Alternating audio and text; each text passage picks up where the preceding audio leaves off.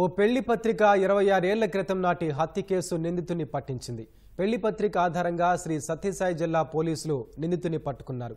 గుడిబండ మండలం దిన్నేహట్టికి చెందిన తిప్పేస్వామి భార్యపై అనుమానంతో 1998 అక్టోబర్ 2న సొంత కుమారుణ్ణి హత్య చేశాడు.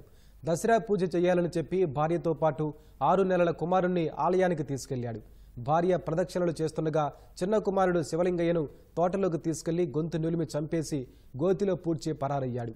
భార్య ఫిర్యాదు మేరకు పోలీసులు కేసు నమోదు చేసిన నిందితుని పట్టుకోలేకపోయారు.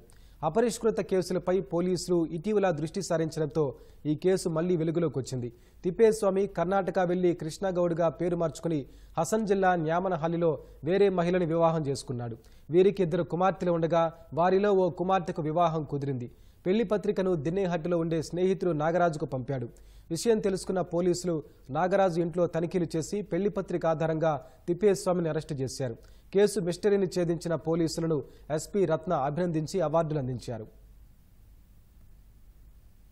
గుడిబండ పోలీస్ స్టేషన్ నందు ఒక ముద్దాయిని రిమాండ్కి పంపడం జరుగుతుంది.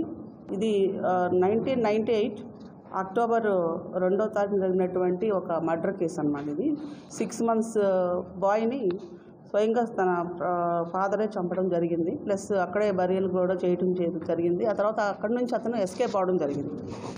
ఆ తర్వాత 18/10/98లో ఆ కేసు కొద్ది రోజుల తర్వాత, అంటే 2 weeks తర్వాత కేసు రిజిస్టర్ అవ్వడం జరిగింది. ఆ తదనంతరం ఇతని కోసం చాలా ప్రయత్నాలు చేశారు ఎక్యూజ్డ్ కోసం, కానీ ఎటువంటి క్లూస్ రాకపోవడం. అతను కర్ణాటకలో ఉన్నటువంటి హసన్ జిల్లాకి వెళ్ళిపోయి అక్కడ న్యామనహల్లి అనే ప్లేస్లో ఉండడం జరిగింది. తన మొదటి భార్యకి పుట్టినటువంటి పిల్లాన్ని చంపిన తర్వాత మళ్ళీ సెకండ్ మ్యారేజ్ చేసుకొని మళ్ళీ 2 పిల్లలు ఆయనకి పుట్టడం జరిగింది. డిస్ట్రిక్ట్ జడ్జి గారి యొక్క ఇన్స్ట్రక్షన్స్ ప్రకారం ఎల్పిసి కేసులన్నిటి కూడా రివ్యూ చేస్తూ ఉన్నాము. ఈ క్రమంలో ఈ కేసు కూడా రివ్యూ చేయడం జరిగింది.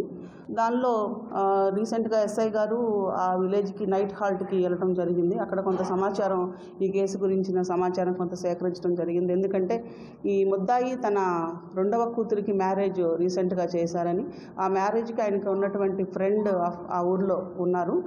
అక్కడి నుంచి అతను కూడా అటెండ్ అయ్యాడని చెప్పి తెలియడంతో సో వాళ్ళ ఇంట్లో కూడా వెరిఫై చేశాం.